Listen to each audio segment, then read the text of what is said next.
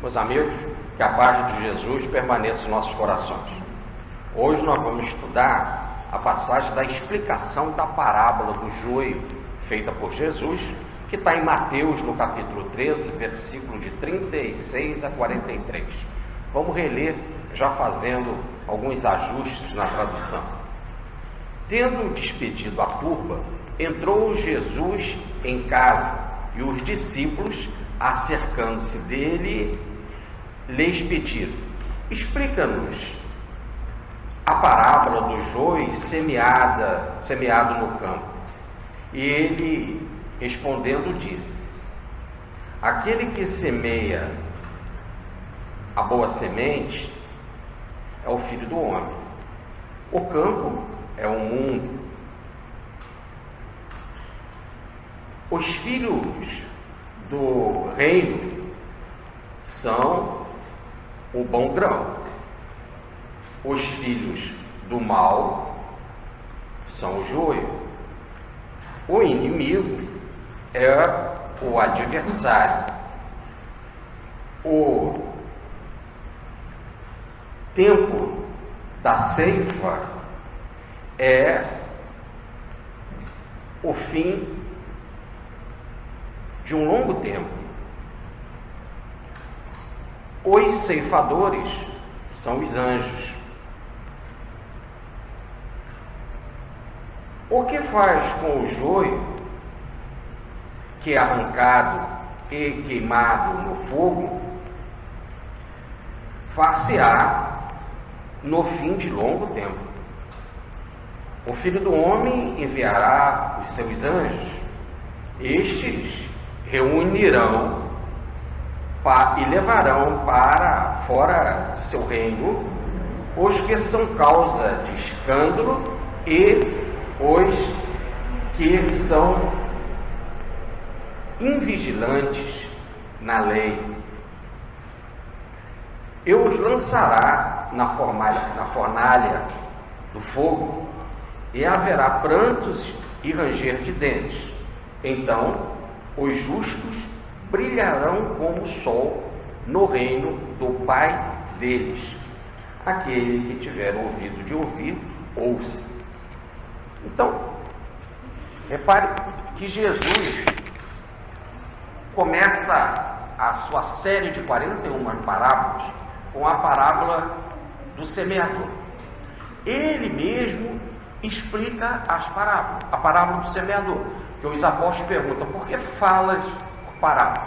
Ele diz: para vocês eu explico. Eles estão com o coração endurecido, vão ter que esperar um amadurecimento espiritual, que vai chegar numa época determinada, por exemplo, com o Espiritismo, onde se pode agora compreender, pelo menos para o nível em que nós nos encontramos, as parábolas de Jesus. Depois ele continuou falando parábolas, e o que a gente já vem estudando algumas parábolas. Inclusive ele falou a parábola do joio que foi semeado no campo, quando o Senhor havia semeado trigo no campo, e veio o inimigo e semeou o joio, a semente ruim. Passado um tempo, os apóstolos, chegando em casa, estando então só ali reunidos com Jesus, perguntaram: mestre, pode nos explicar a parábola do trigo ou do joio plantado no campo? E Jesus então explica a parábola. Essa é uma palestra que poderia terminar assim, de forma muito rápida. Basta ler a explicação de Jesus e pronto. Mais uma vez ele usa a mesma técnica que ele faz na parábola do semeador. Ele pega cada pedacinho da parábola e vai dando as explicações.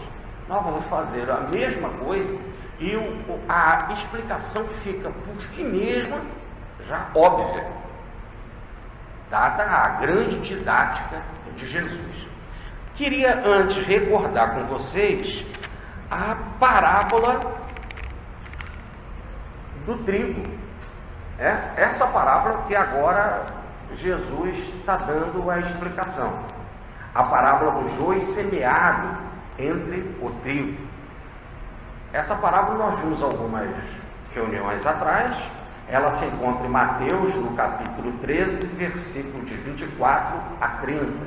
Relendo ela, nós temos o seguinte: Ele lhes propôs outra parábola, dizendo: O reino dos céus é semelhante a um homem que semeou bom grão no seu campo.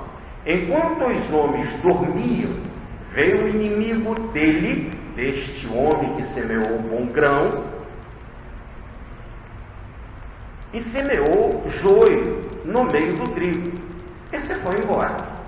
A plantação do homem germinou, cresceu e deu espígos, mas com ela cresceu também o joio. Os servos do pai de família vieram dizer: Senhor, não semeaste bom grão no teu campo? Como é que nele há joio? Ele lhe respondeu: Foi o inimigo quem o semeou. Os servos lhe perguntaram: Quereis que vamos arrancá-lo? E ele respondeu: Não, receio que, arrancando o joio, arranquem ao mesmo tempo o trigo. Deixai que um e outro cresçam juntos até a ceifa. Quando chegar a ocasião de ceifar, direi aos ceifeiros: Arrancai primeiro o joio e atai-o em feixes, para ser queimado. O trigo empilham no meu celeiro. Aí os apóstolos pedem a explicação, e ela dá essa que a gente acabou de ler. Jesus dá a seguinte explicação: diz: aquele que semeia o bom grão é o filho do homem, o campo é o mundo. Então, fazendo a nossa arquitetura, podemos dizer assim, da parábola, fica assim: o filho do homem,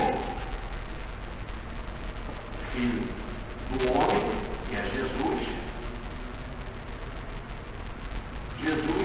ele vai plantar o bom grão, o trigo, a boa semente, no campo. E diz aqui a passagem que o campo é o mundo. O campo é igual ao mundo. Então vem o filho do homem, que é o próprio Senhor, que vai plantar o bom grão aqui no campo. E ele dá a explicação. O filho do homem é quem planta a boa semente. O campo é o mundo. Os filhos do reino são o bom grão. Então repare, Jesus, o filho do homem, vai plantar a semente, o bom grão. E na explicação dele, o bom grão são os filhos do reino. Os filhos do reino. Então, são seres humanos. Esses são os bons grãos, ou chamados filhos do reino, que são os cristãos.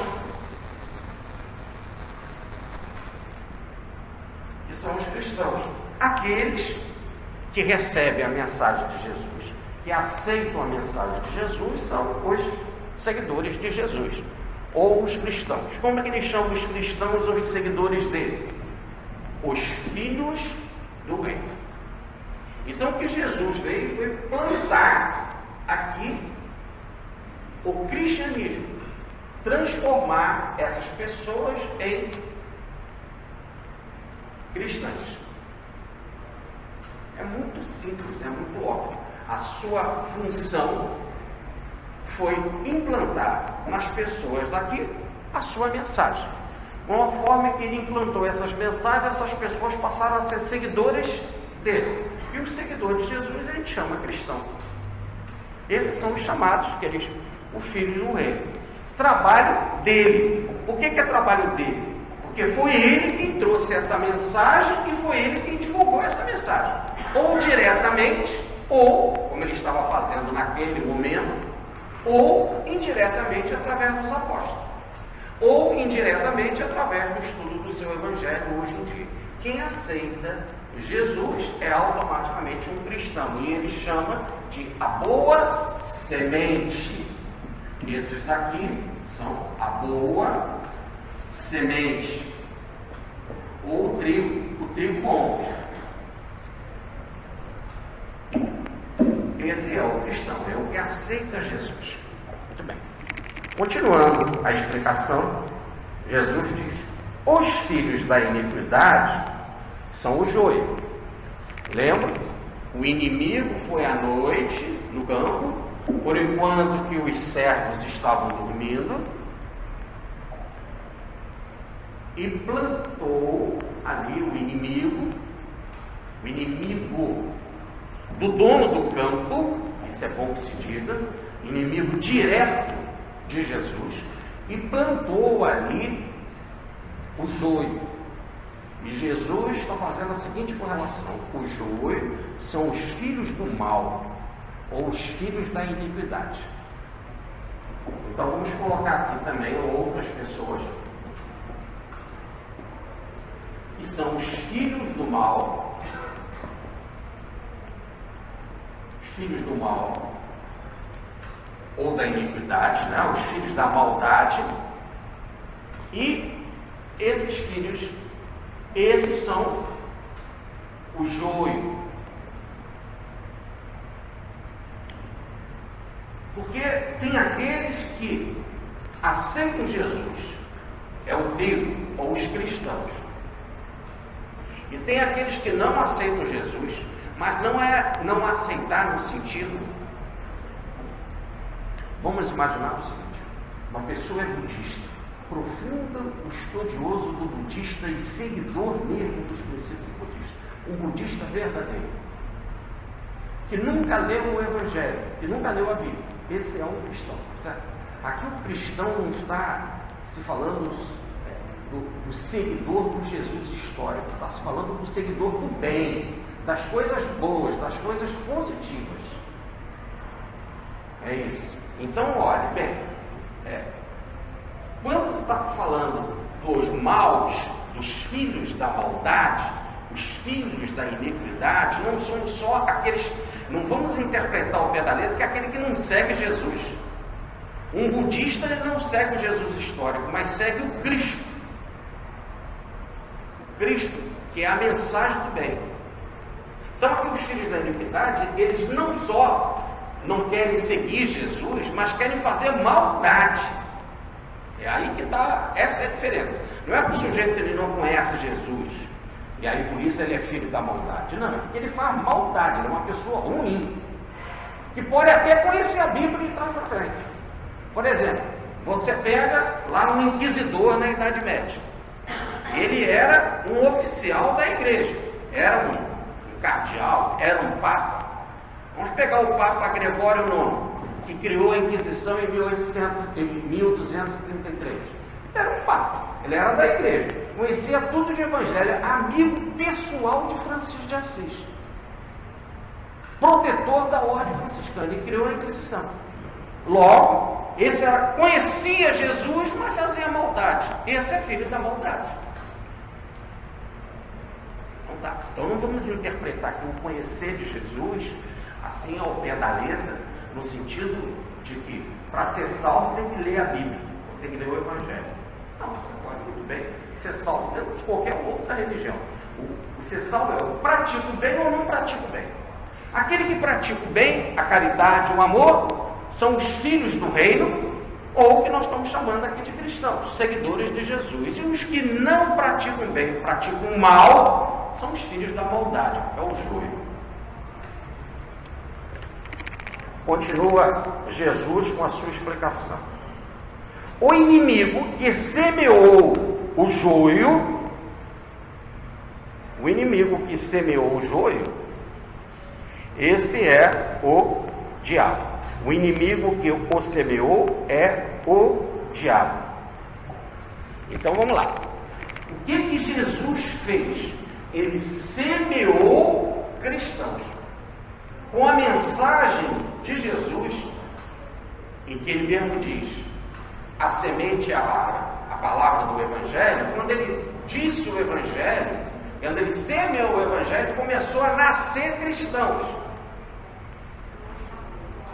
Vamos interpretar o cristão como uma plantinha. Daí ele está dizendo mesmo, a semente, na parábola aqui, a boa semente são os filhos do reino. Olha, é uma plantinha. Nasceu. O que Jesus fez aqui? Foi divulgando o Evangelho e fazer nascer cristão. Ao mesmo tempo, tem um outro que veio semear, que foi o diabo. O diabo veio semear. E ele não veio semear cristãos. Ele veio semear pessoas do mal. Pessoas ruins, iníquas.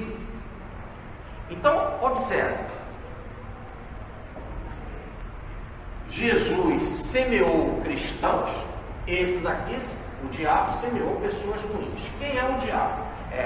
A palavra diabo quer dizer adversário. É adversário direto de Jesus. Nós vimos na parábola passada um inimigo meu, um inimigo do dono do campo, do dono do mundo. Então é inimigo direto de Jesus. Depois nós vamos falar desse personagem aqui, se pode até ser considerado personagem, o diabo. Apenas vamos deixar assim. É um inimigo direto de Jesus. E ele veio e semeou pessoas ruins. Aonde? No campo. O campo pertence a Jesus. O dono do campo é Jesus. Olha a parábola. Olha como começa a parábola. Olha como começa a parábola. Um homem tinha um campo e foi lá e plantou um bom grão no campo. O campo é dele. Logo vieram os empregados e disseram: Senhor, não plantaste no teu campo semente boa? Por que apareceu o joio? É porque vocês estavam dormindo, o inimigo foi lá, o meu inimigo foi lá e plantou o joio. Então repare, o inimigo entrou no campo do Senhor. O inimigo entrou no campo do Senhor e plantou pessoas ruins. Ele, ou melhor, gerou pessoas ruins, pessoas maldosas. Já nós vamos ver quem são essas pessoas. Então são dois tipos de crescimento ou de nascimento. Nasceu cristão e nasceu também pessoas do mal. Continua Jesus explicando. O tempo da colheita ou da ceifa é o fim do mundo. Aqui nós temos que fazer uma tradução melhor. Lá no original não está fim do mundo, está fim do éon. Éon quer dizer ciclo. Éon quer dizer ciclo. Ciclo depois de um longo tempo. Então, quando nós fizemos a leitura aqui do texto, nós colocamos depois de um longo tempo. Mas a melhor explicação não é um longo tempo. É um tempo que se fecha porque se fechou um ciclo. Então, no fim de um ciclo, ou no fim de uma era,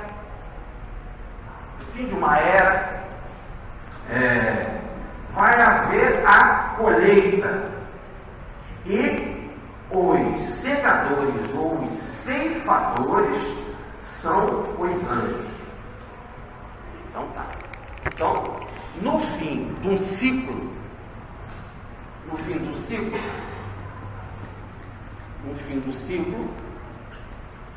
nós vamos ver que vai haver uma outra intervenção espiritual. Anjos serão enviados para ceifar. Vai ceifar o trigo. E como disse na parábola que a gente leu, o trigo será colocado no celeiro. Será guardado no celeiro. Quem vai fazer esse trabalho da ceifa no fim do ciclo ou no fim de uma era serão os anjos. Continua a explicação de Jesus. O Filho do Homem enviará seus anjos. Então, quem são esses anjos? A palavra anjo quer dizer mensageiro. Mesma coisa, carteiro, que leva a mensagem. Os anjos eu enviarei. Eu enviarei os meus anjos. Então, os anjos pertencem à equipe de Jesus. São enviados ou mensageiros de Jesus. São eles que vão fazer a ceifa no final do ciclo e vão colocar o trigo no celeiro. Que mais o que eles vão fazer? E reunirão e levarão para fora do seu reino todos os que são causa de escândalo e que agem ilegalmente.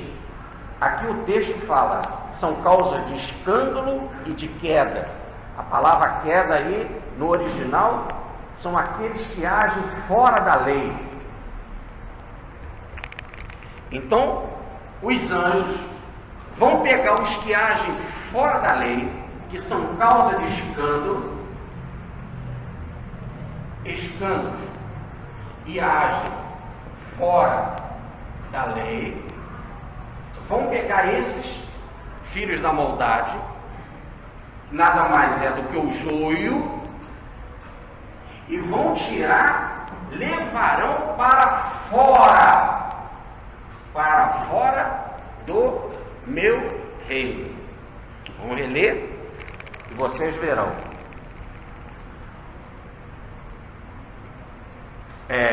Diz aqui: o que se faz com o joio é que é arrancado e queimado no fogo. O Filho do Homem enviará seus anjos, estes reunirão e levarão para fora de seu reino, o reino é dele, os que são causa de escândalo. Então vão arrancar o joio, esses filhos do mal, e vão tirar desse reino. O reino dele, ele já falou, é o campo. O campo é o mundo, e o campo pertence a ele. Então o reino dele, o reino é o campo dele, que é o mundo. Isso pertence a quem? A Jesus. É dele. E esses que são os filhos do mal, que são o joio, que são causa de escândalo e agem, que vivem ou agem fora da lei, serão, no final do ciclo, levados para fora do reino dele. Logo irão para fora do campo, irão para fora do mundo, irão para um outro local. E aí o que vai acontecer? E lá nesse local vai haver pranto e ranger de dentes. Então, lá vai haver pranto e ranger de dentes.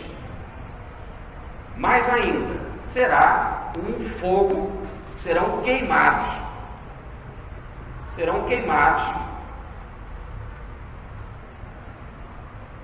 E logo essa queima é uma queima moral, porque serão queimados e não destruídos, porque eles estarão fora do reino. Lá haverá prantos e ranger de dentes. Logo dá a ideia de que não vai acabar. Não é um queimar aí no sentido físico, no sentido que há uma destruição. Você queima uma coisa, a coisa virá cinza. Não é isso. O queimar aí está no sentido moral. É uma dor moral. Queima antes de tudo por dentro, que queima o coração. A consequência dessa queima moral é pranto, muito choro e ranger de dentes. Então vão passar por situações extremamente complicadas, dolorosas. Assim vai acontecer. E os justos, que são esses daqui, os filhos do reino, ou os cristãos, que ele chama de justos, esses vão brilhar como o sol,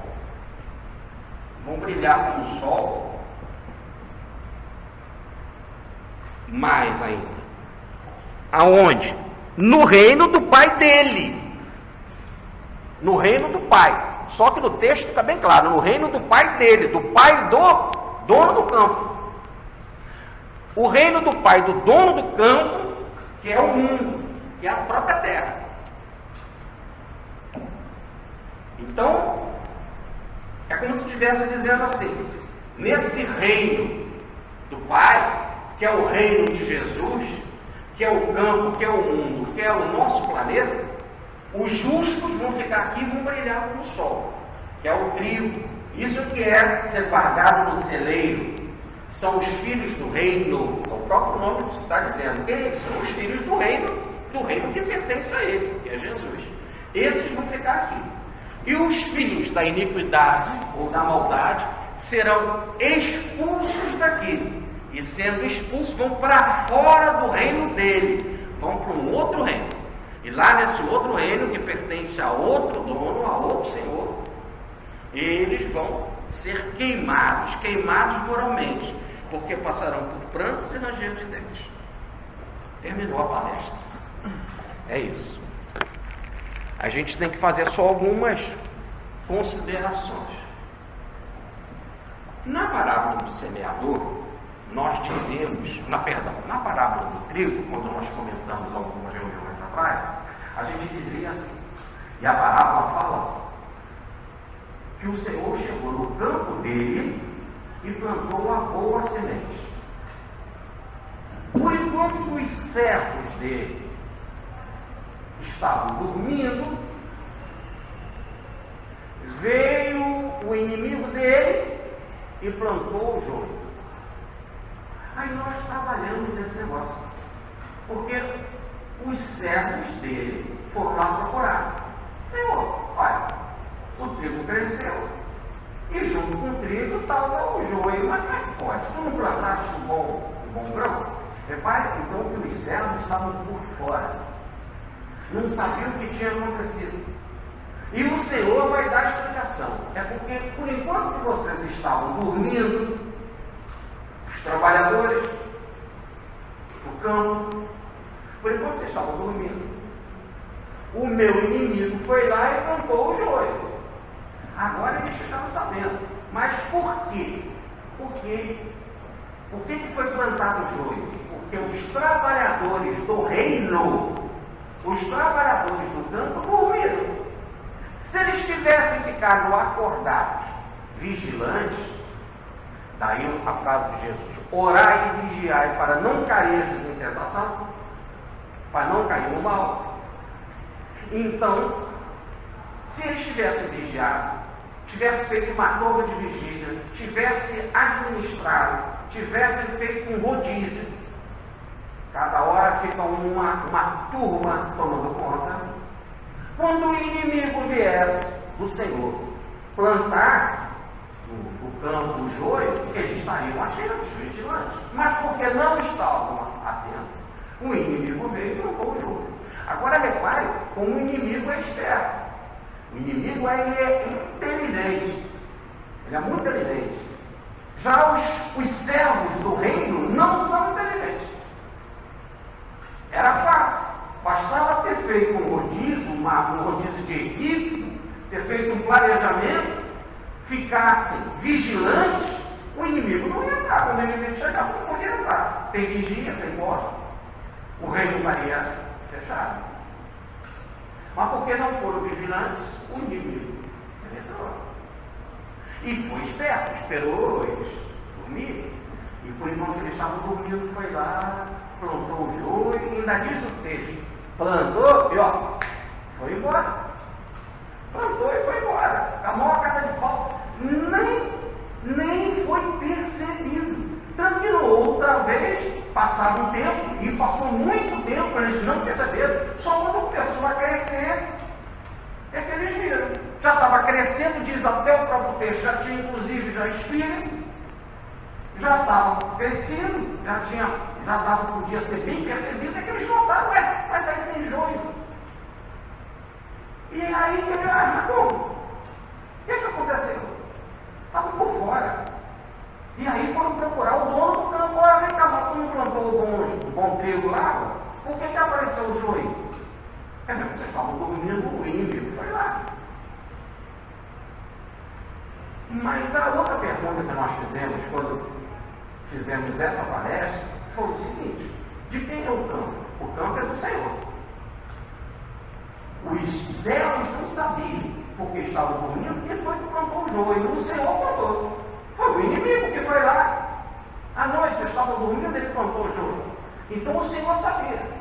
Como é que o Senhor pode estar consciente de que o inimigo foi lá e não tomou providência?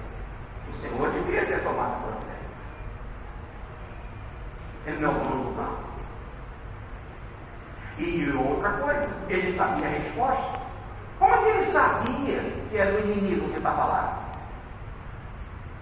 Porque você pode perguntar para uma pessoa: legal, você não plantou o bom trigo? Como é que nasceu o joio lá? E ele sabia as coisas no verdade, não foi preciso. Se fosse o outro, podia, sei lá, ué. Vocês que têm que tomar conta do campo não tomaram? Vocês que têm que saber. Vocês são os meus empregados para quê? Mas ele estava a par de tudo. Ainda explicou em detalhe. Qual são os detalhes? Vocês estavam dormindo. O inimigo foi lá, plantou e foi embora. Então ele acompanhou as três coisas. Vocês dormiram, ele plantou o joio e foi embora. Passou por vocês e não tiveram ouvido nada. Então, duas coisas. Primeiro, por que o servo do Cristo ou do campo dorme? Por que ele não é inteligente, não é atilado, não é esperto, não fica vigilante, não faz o rodízio, não trabalha em equipe? Segundo, por que o dono do campo, a par disso tudo, e esse dono do campo é Jesus, permitiu isso? Porque se o campo é dele, e ele mesmo diz, esse campo é meu, e ele vai dando as explicações e diz que é o reino dele, por que ele permitiu que o inimigo entrasse na terra dele? Segundo, por que ele sabia que os servos estavam dormindo?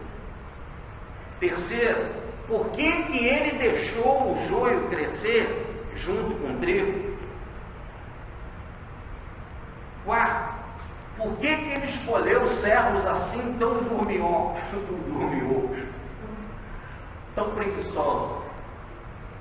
Porque esse servo trabalha no terreno dele. Logo, são pessoas contratadas por ele e dormem no serviço.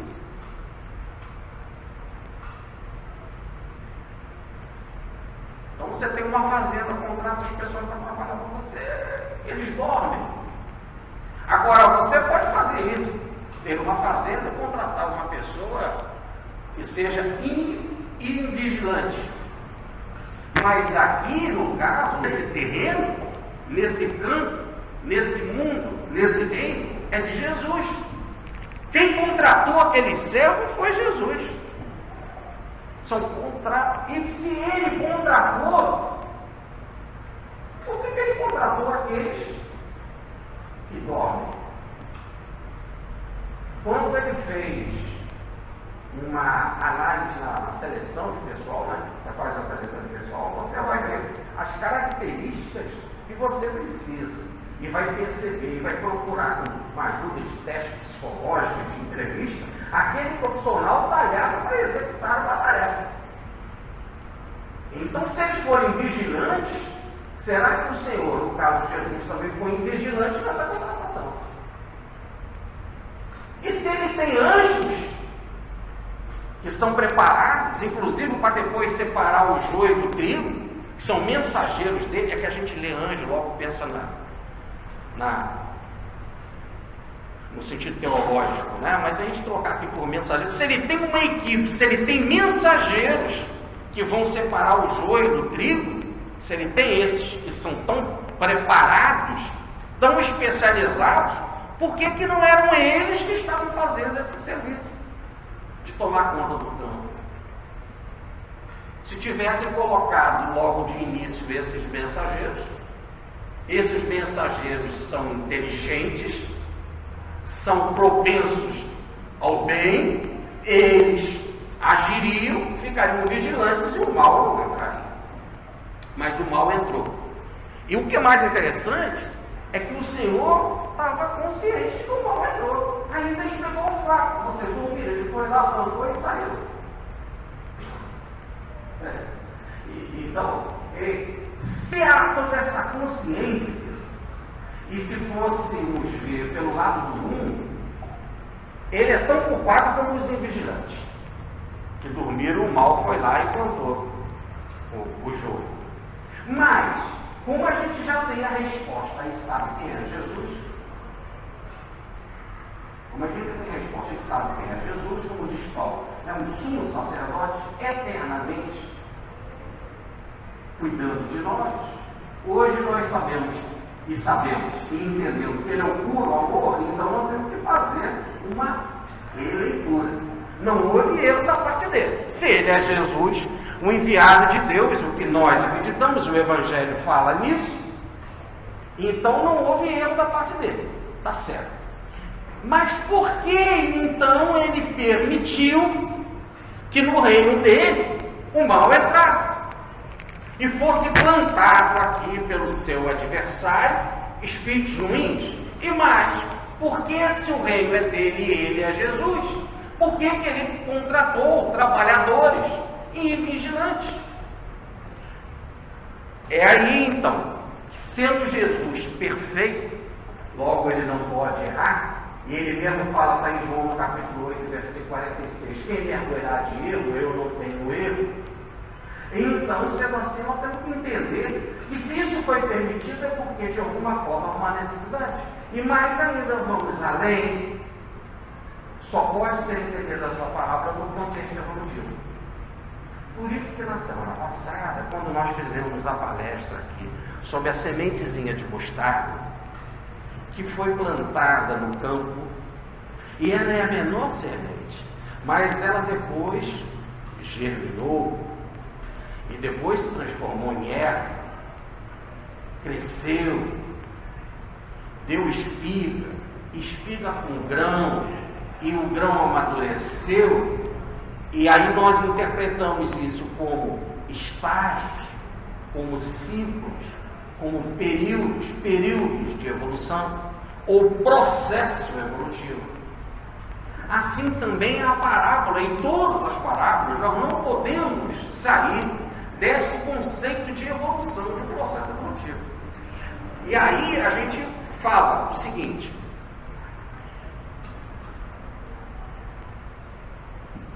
os servos do Cristo que trabalham aqui para Jesus não são perfeitos. Ele é perfeito. Mas se não são perfeitos, por que ele aceita? Porque é o material que se tem. Tá certo? Quem quer trabalhar com Jesus? Pai, eu. Ou não? Tá certo? Pai, esteja. Vai melhor hoje. Tá certo? Pai, qual presidente daqui? Pai, Solange, cuida do trabalho de paz. Pai, Ivan, que é dirigente da Sociedade Espírita Geórgia. Como era tudo Cristo? Somos perfeitos? Não. Somos invigilantes? Bom. Dormimos muitas vezes nas nossas atividades? Dormimos.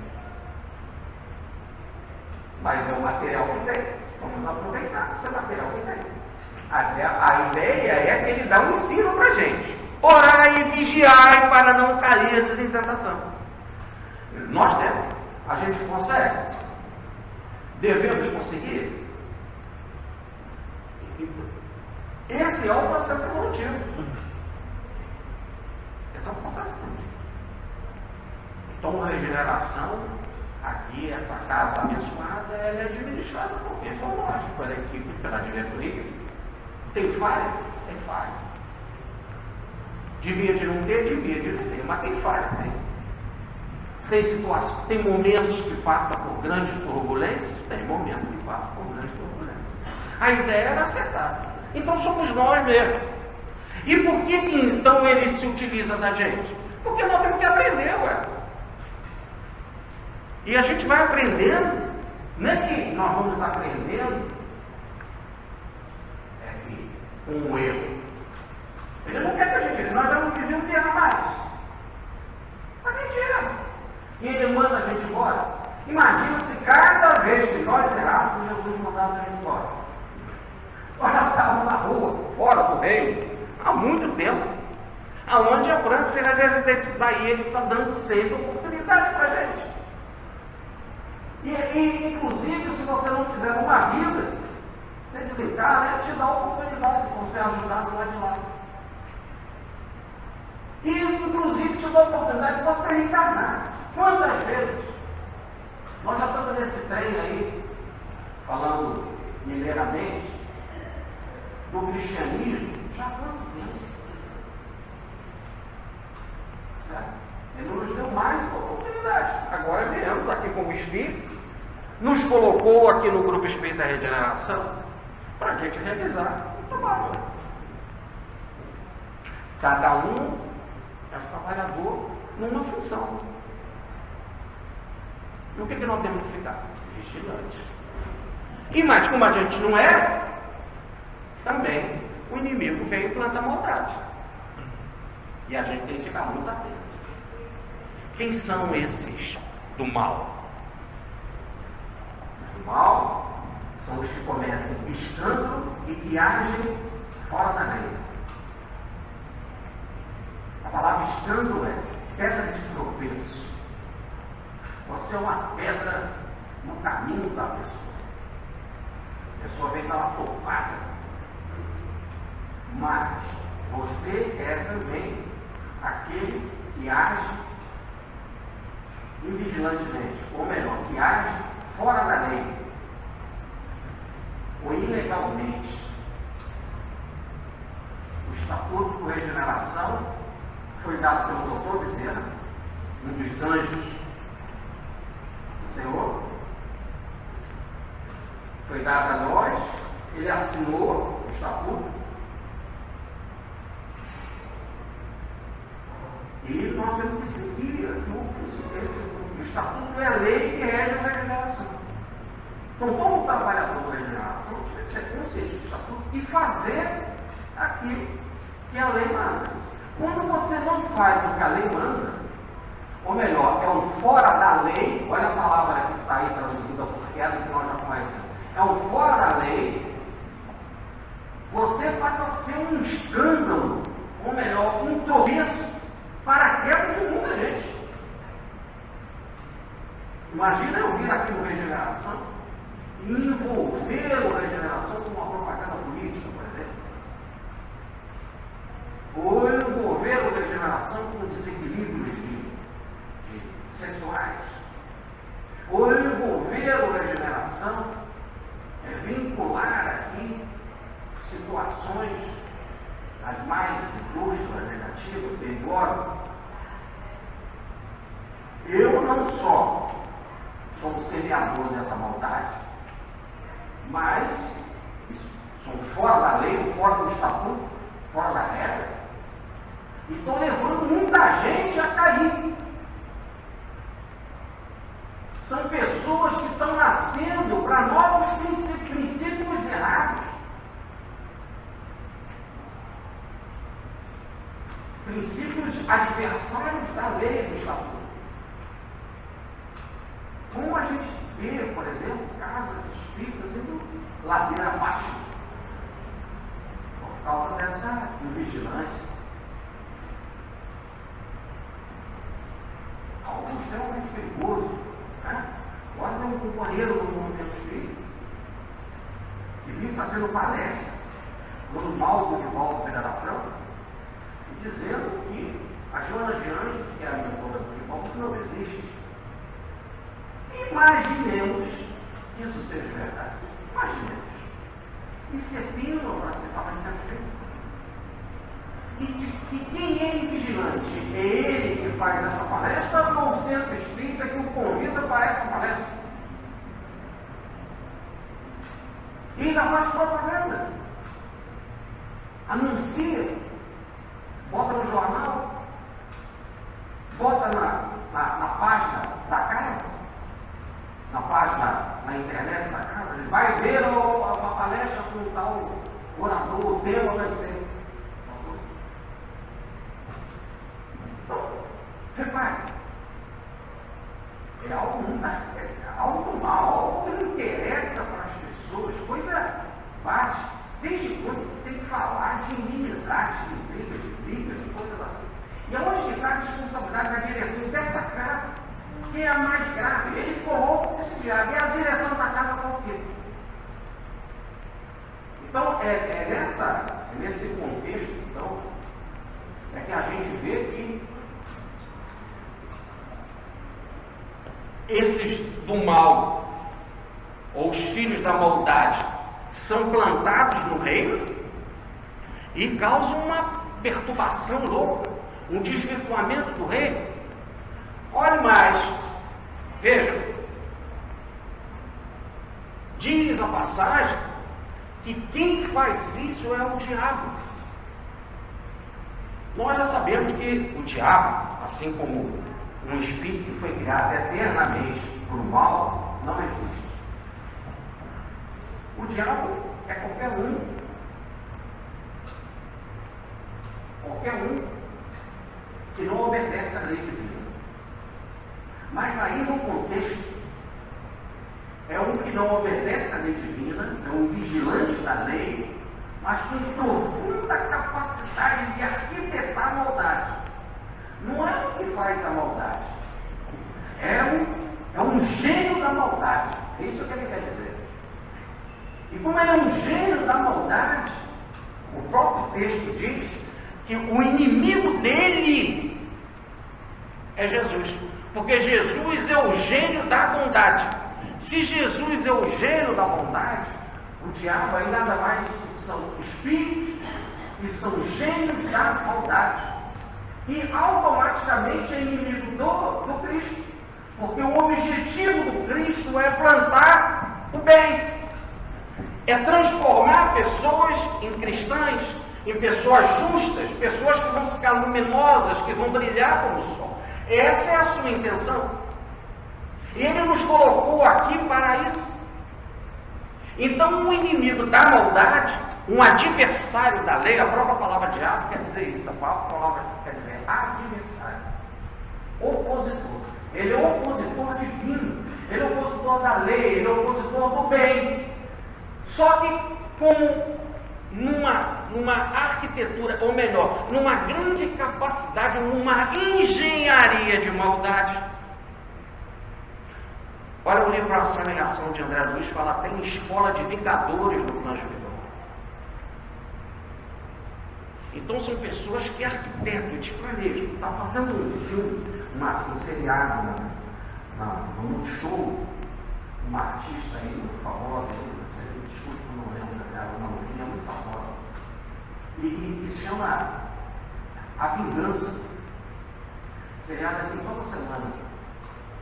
No Multishow vocês colocam lá, vocês vão ver. E então alguém faz uma vontade para ela, então ela faz o quê? Ela planeja para vingar a pessoa. Então a gente fala, que programa é ótimo, pensa como uma comédia, tá? Tem forma de comédia, e em geral se distrai, né? Segundo, que a gente vê essa coisa do planejar. Isso que eu quero dizer assim, não é um cara que faz mal. Não, esse planejou, é o crime consciente. Foi arquitetado, bolou, viu as possibilidades, ela treina, faz exercício, aí depois ela vai e Aliás, eu ontem que contaram esse problema. Então, o mal é assim, ele é inteligente, tanto que ele esperou os servos dormirem, os trabalhadores e vigilantes, e foi lá e plantou uma porção de espírito mal. Imagina a gente fica aqui em vigilante e coloca a trabalhar aqui no regeneração uma porção de pessoas mal intencionadas, que não agem segundo o estatuto, que não agem segundo a lei. Aí a gente vai ficar com essa bomba dentro de casa. Então nós temos que prestar muita atenção em quem a gente gosta para trabalhar. Porque veja bem, ter a porta aberta no regeneração e recebermos qualquer pessoa é uma coisa. A função dessa casa é ter a porta aberta e receber qualquer um. E todos são convidados. Todos são convidados. Bons, maus, ruins. Que problema? Todos são convidados. Não são convidados é para assumir uma tarefa na casa. Tá certo? Então, é interessante dizer isso. Por exemplo,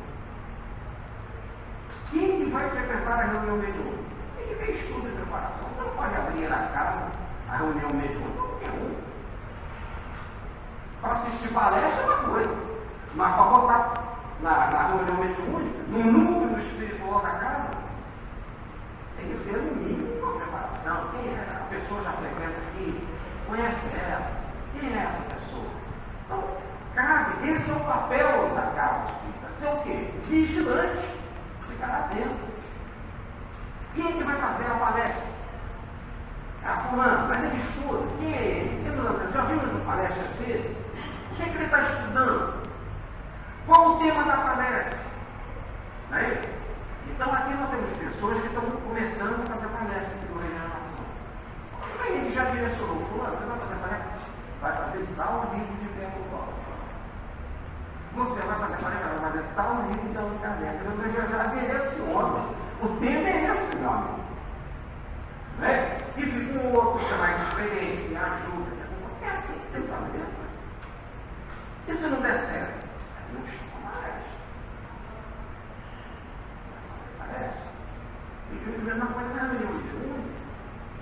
Mesma coisa na direção da casa. Então, se uma pessoa tem problema sério com o dinheiro, vou botar ela para dirigir na tesouraria da casa, quem é que vai cuidar? O que ela tem? Ela conhece a contabilidade? Ela tem que saber sobre as pessoas. E assim mesmo. Então isso dá trabalho. A vigilância dá trabalho. E é responsabilidade nossa. Agora não quer dizer que a gente não é. Quem faz palestra é, quem dirige a casa é, quem cuida do centro da reunião mediúnica é, são os servos, são os empregados, podemos dizer assim, os alocados de determinadas funções da casa, mas não são perfeitos. Mas nós já tentamos, à medida do possível, para fazer com que a pessoa erre menos. Ela erra mais ainda. E que se ela errar, e erra, que o erro não seja aquele assim tão grave. Que venha a ser pego de tropeço numa denúncia a lei ao estatuto da casa. Isso. Então, nós temos que ficar atentos. No planeta, agora imagina, estou falando de uma casa espírita, agora você imagina administrar o planeta. Esse planeta é dele.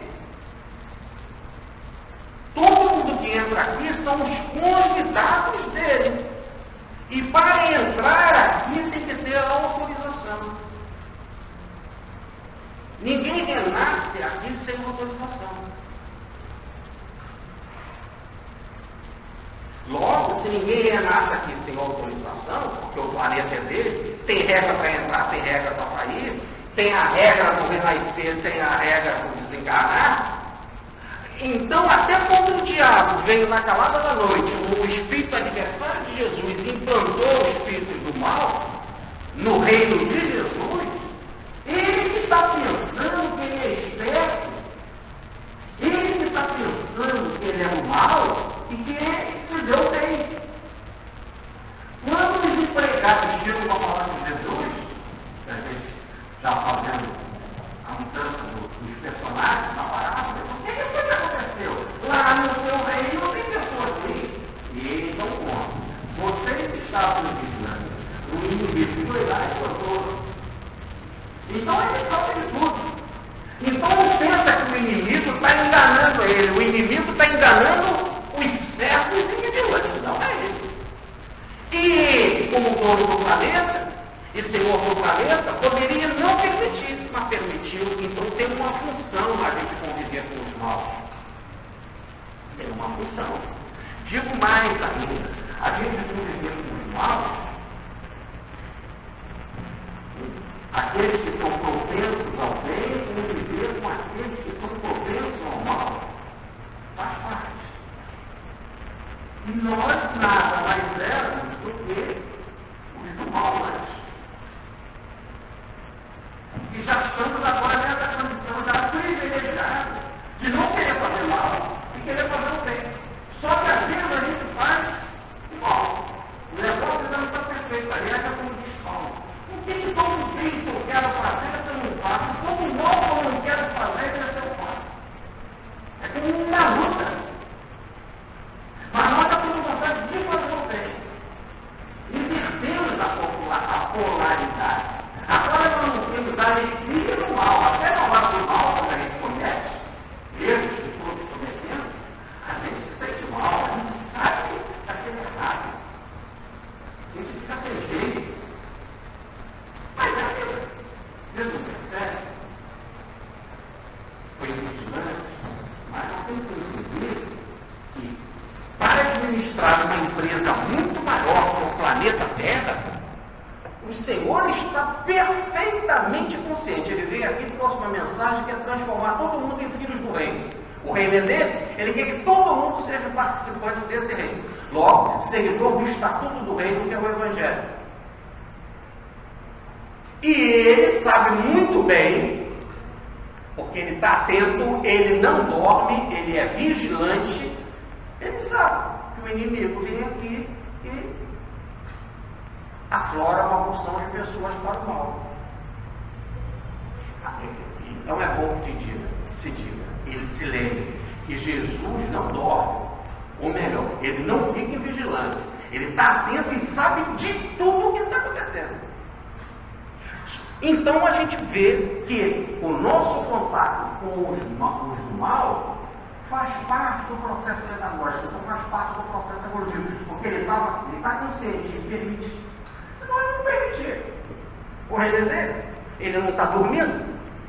Quem dorme somos nós. Então, porque a gente dorme, é que é permitido às vezes entrar no mal. Está aqui, para a gente, convivendo com ele, refletir, ficar mais atento no rosto, ver que é fraco, que não está orando e vigiando sempre, e agora você tem aquela bomba, por causa da sua vigilância, para administrar. Só que agora, como a gente fala, né, a igreja é morta. E aí tem que esperar na época. Mas como o Senhor é dono de tudo, ele vai ter uma hora que ele vai agir, vai chegar fora. Não querem mudar, não querem ser transformados em filhos do reino, então no meu reino chegou um momento, um fechamento de ciclo que não dá mais para continuar. É muito interessante que a gente fala assim, Jesus é tão bonzinho, Jesus é tão bonzinho. O Evangelho fala amar, o Apocalipse fala do contrário. E o Apocalipse diz não. Jesus é um sim. O Apocalipse foi ditado por ele mesmo, o evangelista, é um não. Como se estivesse dizendo assim, hoje do mal, presta atenção. Chega. Foi dado um tempo para vocês, agora não dá mais. Esse tempo foi o tempo para mudar. Porque não só os do bem conviveram com vocês, mas vocês conviveram com o do bem.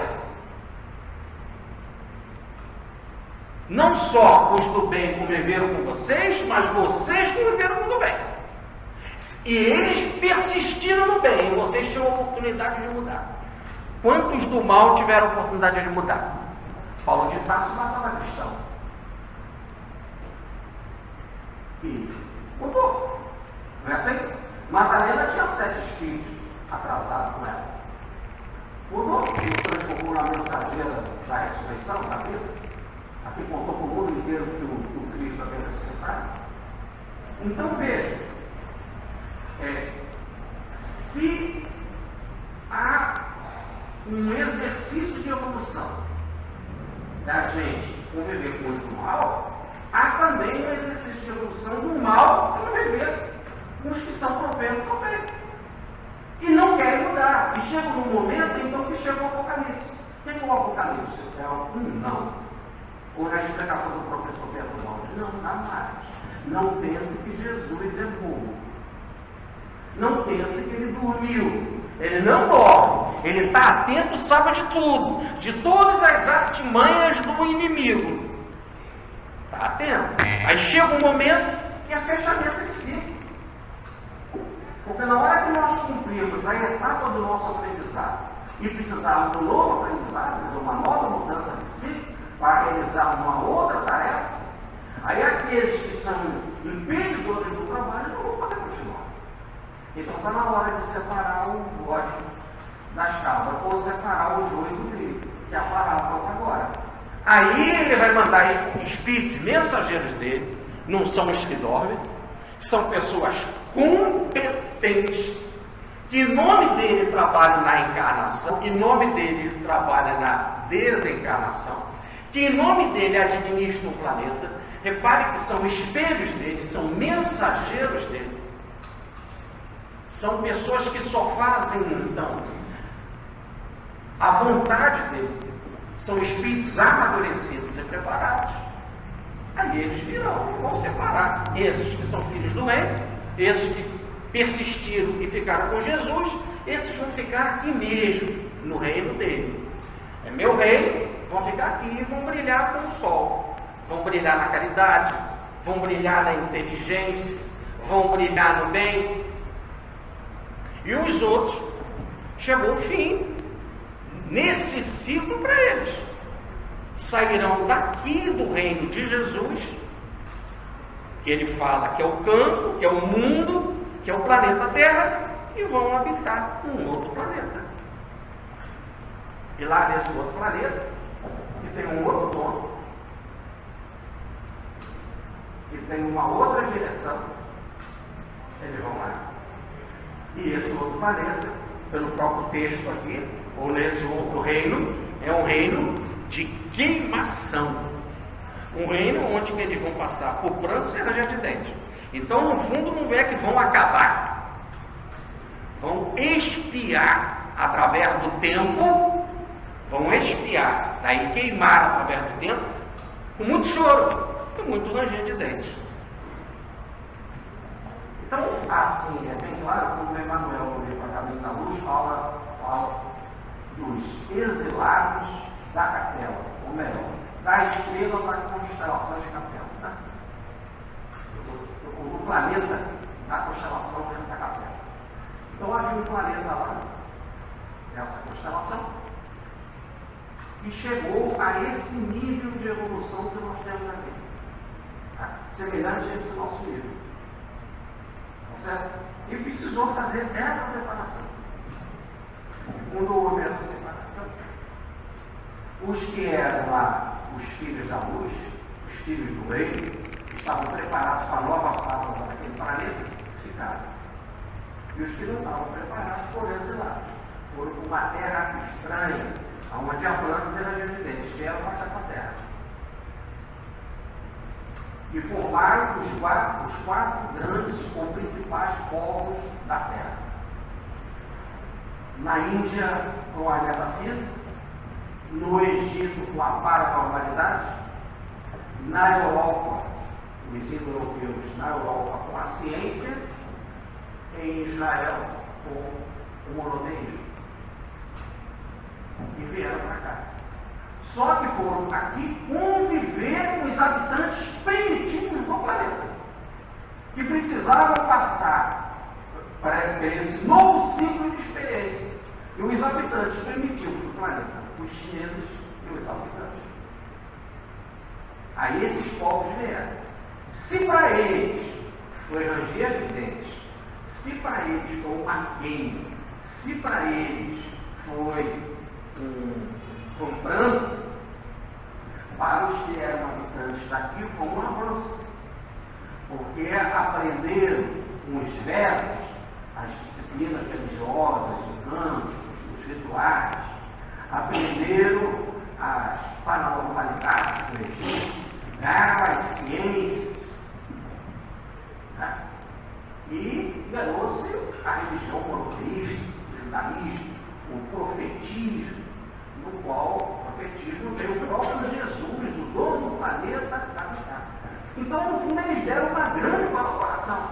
Mas quem são esses espíritos? São espíritos revoltosos, espíritos que vêm para cá magoados, vêm com prantos e na gente, vêm com raiva, porque foram selecionados e não puderam mais ficar no ambiente deles, tiveram que distanciamento. Então, tiveram de conviver com espíritos mais atrasados. No campo da ciência, no campo da filosofia, no campo da paranormalidade, no campo da religiosidade. Mas nessa troca de experiência, eles crescem porque podem ajudar, suportando as suas dores, e ajudam os habitantes primitivos do planeta a crescerem também. Agora a gente pode ir lá ver qual é a raiz gravíssima do preconceito de raça. Preconceito de raça. Preconceito de raça tem inclusive a raiz mais profunda do que só a ignorância. É mesmo de ter convivido com outras raças que eles achavam que eram inferiores a eles. Como eles eram espíritos revoltosos, não viram a pedagogia do processo, não viram que estavam aqui para ajudar. E que ajudando, não só que eles iriam crescer em ciência, filosofia, religião, mas eles também iam crescer. Cresceram no sentido de se preparar para poder voltar outra vez para suas terras. Então o Chico também tem um poema que fala precisamente isso, do Augusto dos Anjos, quando ele diz a nossa civilização aqui na Terra, ele diz: a civilização traz o gravando da origem remotíssima dos ares, que é a raça branca, desses exilados, a origem remotíssima dos ares, estirpe das escórias planetárias, segregadas do mundo amargo e infame. Árvore genealógica de paz, faz mistério cárcere conclame, para a reparação e para o exame dos seus crimes nas quedas minerárias. Foi essa raça podre de miséria que fez nascer aqui na carne deletéria as esperanças dos céus inesquecidos, que é o reino dele. Contemplando o instinto e a inteligência, fez da terra o brilhante grau da ciência, ou o prato da ciência.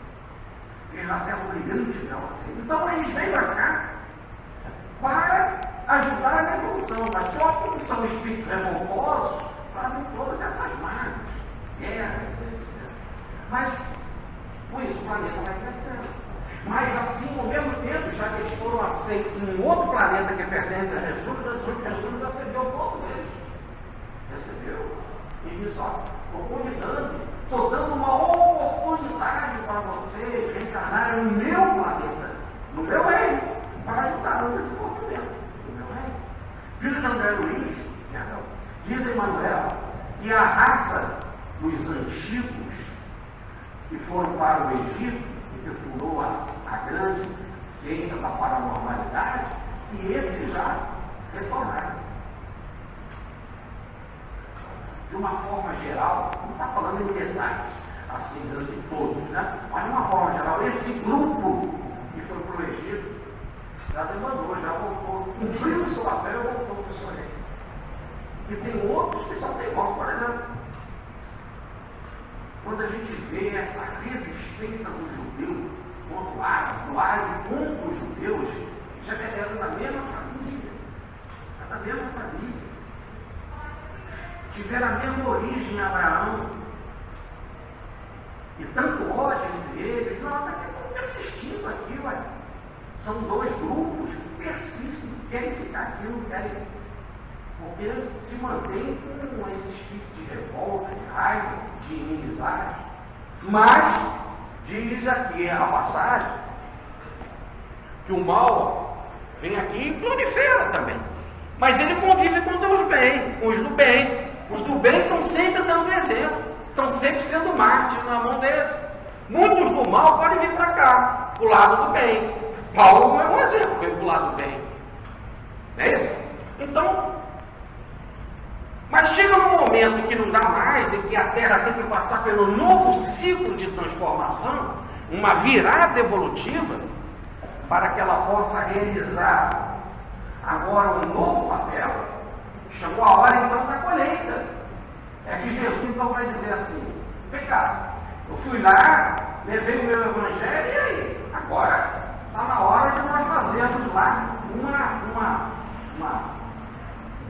um momento em que o evangelho vai imperar. Né? Quando o evangelho vai imperar? Aí diz o professor Perturbalho, o Apocalipse essa resposta. O Apocalipse diz assim, é uma forma de Jesus dizer, não dá mais. Chegou o momento. Então esses que não querem, diz a passagem, verão anjos e vão tirá-los daqui e vão levá-los para um outro ambiente. E lá vai haver prantos, energia vivente, muita dor, muita queimação, muita provação. Queimação aí é provação. E aí, quando estiverem preparados, poderão voltar para cá de novo. Então poderão voltar para cá de novo. Evidentemente que os que vão ficar aqui, que diz a passagem, são os justos, esses ficarão no celeiro ou ficarão no reino, não vão ficar aqui também só brilhando e descobrindo novas verdades filosóficas, espirituais, novos arcanos da espiritualidade e verdades científicas. Não. Eles estão se transparando agora para não ser mais só recebedores do Cristo com algumas invigilâncias. Não, agora vamos... meta é se transformar em anjo. Então, presta atenção. Quando o nosso planeta entrar na nova fase, a meta nossa não, os que ficarem, né? Tomara que a gente fique, e não há nada disso de arrogância. A ideia é que a gente fique, porque nós estamos trabalhando para esse ano, mas estamos querendo errar cada vez menos. Então a gente ficar, mas a nossa meta agora é transformar-se em anjo. É certo? E como diz o Bezerra de Menezes, um verdadeiro equilíbrio entre sabedoria e amor, entre ciência e caridade. As asas agora do pássaro para levantar voo. Será então uma integração no bem. É lógico que para levantarmos voo, ou melhor, para termos asas, sermos anjos, levantar voo, é necessário caridade. É uma das asas fundamentais. E a ciência, outra arte fundamental. Então você que vai ter esse patrimônio do conhecimento da ciência, somente da ciência espiritual, e o conhecimento do amor, ou a vivência do amor, você tem que praticar. E como você sabe que você está indo bem na tarefa? Como você sabe se você está indo bem naquilo que tinha proposto? Meta, anjo, como é que você sabe? Como o aluno sabe que está indo bem na escola? É uma prova. Quando uma prova para o aluno, ele vai testar o conhecimento dele. E aí ele vai ver se ele é aprovado, bem, conforme que ele vai sendo aprovado, ele vai mudando de ano até se formar. A gente também vai sendo provado até se formar em anjo. Então, também passaremos por prova. Volta e meia, depois que o mundo entrar nessa fase de regeneração, e a gente ficando dele, nós vamos passar uma constante prova para ver como é que está o nosso curso de angelitude. E o curso de angelitude normalmente não é entre os bons. Porque ser anjo como os anjos é fácil. É muito interessante quando a gente aqui no Regeneração, a gente dá beijinho em todo mundo e chama todo mundo de irmão. É fácil pra caramba, entendeu? Lá fora é uma peste. É uma peste de arrogância, de ruim, de maldade. Mas aqui é fácil. Ô meu irmão, vai, Clarice, beija, abraça. Passa ela pela fora. Aí também, então ser anjo com anjo, ou melhor, fazer bem para anjo, é mole. Então o que um anjo tem que fazer? Ou melhor, aquele que está no exercício da angelitude, ele tem que fazer? Tem que reencarnar. Reencarnar aqui, onde já está todo mundo propenso ao bem, não, reencarnar lá naquele planeta dos que não foram, são os filhos da iniquidade, da vontade, aqueles que foram expulsos daqui, ué. É lá que você vai, para que lá você venha a fazer a sua aprovação, ou melhor, o seu teste, para ver como é que você está. Aí o Cristo de lá, o dono daquele campo, o dono daquele mundo, vai se manifestar, vai deixar uma mensagem e você vai ter que ser um vivenciador daquela mensagem. Que, como em todo lugar, tudo que é Cristo tem uma única mensagem: o estatuto divino do amor. Então lá você vai ter que exercitar esse estatuto, que é o estatuto do amor. E aí você vai ser como fora aqui. Quando Jesus veio para cá e deixou o seu evangelho, aqueles que começaram a aceitar Jesus foram nada mais nada menos do que testados em se aceitar o evangelho ou não. E esse teste foi um martírio. Então você vai falar e com certeza você não vai ser aceito naquele reino, você vai ser martirizado. Então você está nessa seguinte situação: ou você fica aqui, ou você vai para lá, nessa virada agora de tempo de ciclo. E nessa virada de ciclo, como ele diz aqui, nesse fim de ciclo, nesse fim de éon, o texto deixa bem claro no original. As traduções são erradíssimas, né? No fim do mundo. Imagina o fim do mundo. O fim do mundo, nem os anjos vão querer o fim do mundo. O mundo não vai acabar nada, vai se transformar. Então, no fim do ciclo, lá no original, está no fim do éon, quando a Terra for passar por uma nova fase. Então, você poderá ficar hoje. Se você for, você vai ser espírito da vontade lá. E vai ajudar outros mais atrasados a despertar. Se você ficar, e a gente torce para ficar, você também vai ter que ir para lá. Mas vai ter que ir para lá como mate, para morrer pelo ideal. Em todos os casos, vai ser complicado. Agora, é aí que você tem que colocar na balança. Essa é a balança do anjo Miguel, o mensageiro Miguel, ele tem uma balança, a balança da justiça, né? Está aí o nome Miguel, é alguém como a lei. E qual é a balança? Você tem que ponderar e saber se você quer sofrer no mal ou se você sofrer pelo bem para crescer. Em todo caso, vai ter martírio. Ou você vai matar, ou você será morto. Nesse caso, diz Jesus, a melhor opção para Jesus é escolher o martírio. Porque de Jesus só poderão matar o teu corpo e você ascender em espírito. Agora, se você é do mal, aí a opção é que, diz Jesus, cuidado, porque não só vai ser um prejuízo para o teu corpo, mas muito mais para a alma, porque a alma é a dificuldade. Então a parábola em si fica muito fácil. Com os ensinamentos de Jesus, ele vem explicar tudo direitinho, fazendo uma pequena recordação de tanta coisa que a gente colocou aqui, que Jesus é o dono desse planeta e ele vem aqui nos transformar em cristãos. E ele está sempre atento com que tudo que acontece, sabe de tudo, é vigilante. E quando nós não somos vigilantes no nosso trabalho, também é permitido para a gente aprender a vigilância, que o mal também seja semeado aqui.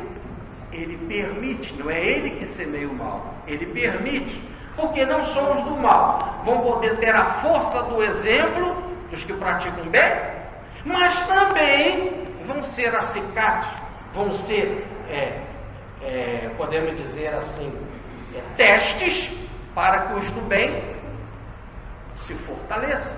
E eles terão a oportunidade de se transformar. E se não tiverem, depois de todo um ciclo de trabalho, que leva sempre muitos e muitos séculos, muitas e muitas oportunidades reencarnatórias, aí então só aí é que vai para um outro planeta atrasado, para que o irmão tempo, através do muito tempo, do longo tempo, num ambiente mais hostil, você espera. Mas repare a pedagogia da palavra.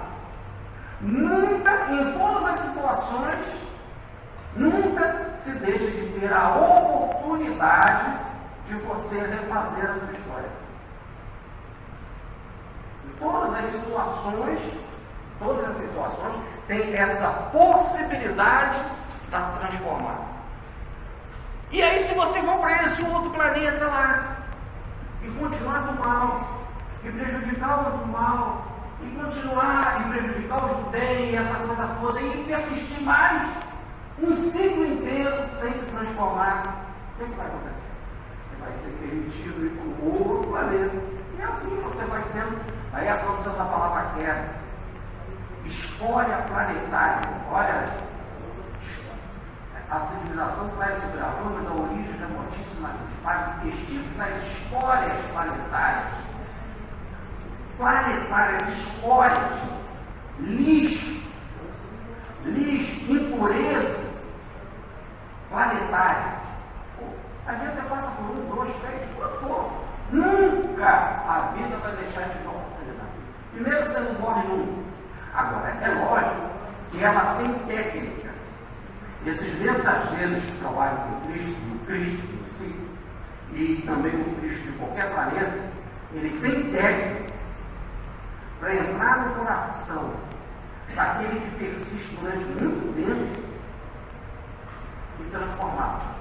Espiritual, que é a coisa muito interessante, que aonde que parece que não há Deus, é ali que há a maior presença de Deus. Aonde que há a maior presença do vazio, é que a pessoa então desperta. Então a técnica, muitas vezes, é de piorar a situação de tal forma, e não é que eles estejam piorando, eles vão permitir que você piore a situação de tal ponto, que daqui a pouco você não aguenta mais. Você não aguenta nem mais o mal que você faz, e o pior, você começa a perceber que você é insatisfeito, é infeliz. A melhor palavra que explica isso é a palavra do filho pródigo. E nós vamos entrar nela em detalhe. Mas o filho pródigo vivia na casa do pai, saiu de lá e foi para uma terra estranha. E chegou nessa terra estranha, teve um período de seca lá nessa terra estranha, de carência. E ele foi pedir lá ao patrão daquela terra que se ele podia comer os porcos. Não, não pode. Os porcos são meus, não digo. Então eu posso comer a base dos porcos? Também não pode, você vai alimentar os meus porcos. Aí ele chegou num estado de carência total. Ele não tinha a quem pedir. É aí que ele estava entrando em si. Então, às vezes, você tem que entrar nessa situação para entrar em si. Aí diz a palavra, vou buscar o meu pai. Aí você começa o trabalho de entrar em si. Espiritual, que é semelhante a uma bola. Você consegue apertando a mola, consegue apertando, mas daqui a pouco, vai que você apertou a mola e ela chega no fim, você tem que ficar segurando ela, porque senão ela vai pular. E quando você não aguentar mais ficar segurando a mola, ela vai te jogar para cima. Então está explicado. E toda a evolução ela chega em um ponto tal que você já não tem mais para onde ir, e que o caminho então é impulsionado outra vez para cima. Por quê? É bom a gente entender. Allan Kardec explica. Porque tem duas características pequenas que são mortais para o rebelde. Primeiro, ele é todo misericordioso. E segundo, ele é todo poderoso. Então a situação é uma chave de vitória definitiva, né? Porque se ele é todo misericordioso, ele é todo amor, ele quer a gente. E se ele é todo poderoso, ele tem capacidade de ter a gente.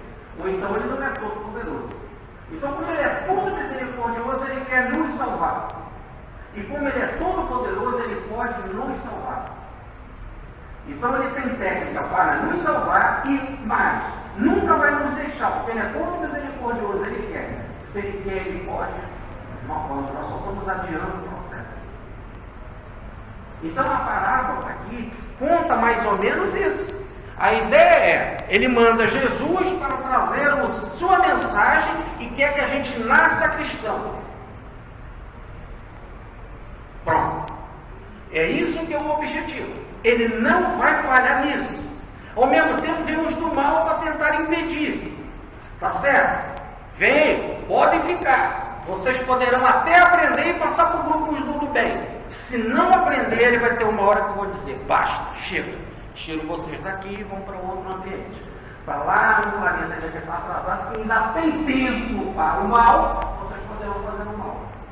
E conviver com outros que são barra pesada. Não. Você vai ter, aqui não há mais esse tempo. O Apocalipse fala, é um tempo e meio tempo, não dá mais. Você tem uma oportunidade, agora não dá mais. Não dá para nada. Lá ainda tem tempo para fazer o mal. Aqui não. Então significa que a pedagogia é que ele está sempre atento, ele cuida da casa dele, apesar das nossas invigilâncias, ele continua nos aceitando como trabalhadores dele, mais ainda, ele ainda dá oportunidade para os do mal crescerem junto com a gente, se transformarem, muito bem. Senão a gente pode, por causa do mal, resistir no bem, testar que a gente tem essa resistência, praticar o amar os inimigos, fazer bem os que te perseguem e caluniam, perdoar sempre, e os do mal poderão, por esse curso de pedagogia, se transformar. E se não se transformar, aí você poderia dizer assim, mas se não se transformar, eles vão falar cheio de maldade, vão. Mas vão também no currículo dele. Durante um ciclo inteiro, quer dizer, um longo período, o exemplo de que os do bem deram para eles. Ficou claro isso? Faz parte da história de qualquer do mal aqui, o aprendizado da história do bem. Ele pode não ter aprendido, ela pode não estar ainda introduzida na sua prática, mas é a história de vida dele. História de vida. Certo? Depois, quando ele tiver força para mudar, ele vai, daí fulano fez isso, por isso que o outro fez, por isso que o outro perdoou. Aí ele vai ter força, por exemplo. Então, não pense também que esse contato dos do bem com os do mal é só sofrimento para os do bem. Não, os do mal também estão ganhando um exemplo. Mesmo não se transformando momentaneamente, estão guardando a história daquilo que fizeram. Tá certo? É isso. Logo, a gente pode muito bem entender que um que matou o Cristo, imagina um aprendizado para aqueles soldados. Não entendiam nada porque que o Cristo despertou, porque ele não sabe o que falar, orou da cruz. Eles deram palavras, chicotadas, pregaram ele, cuspiram nele, riram, mas ouviram a história. Tá certo? A história ficou. Até eles podem interpretar. Ele é um louco. Olha lá, ele está dando chicotada nele, ele está nos perdoando. Ele está cuspindo nele e ele está orando com o Pai. A distância psicológica é muito grande.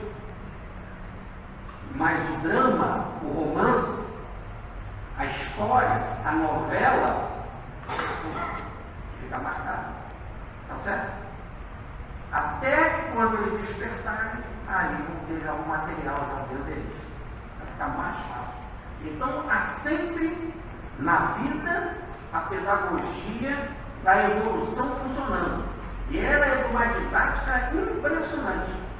E vai sempre nos perdoando e dando oportunidades, quantas forem necessárias, para as pequenas invigilâncias ou para as grandes maldades. Em todos os casos, há a oportunidade da gente crescer. Muita paz.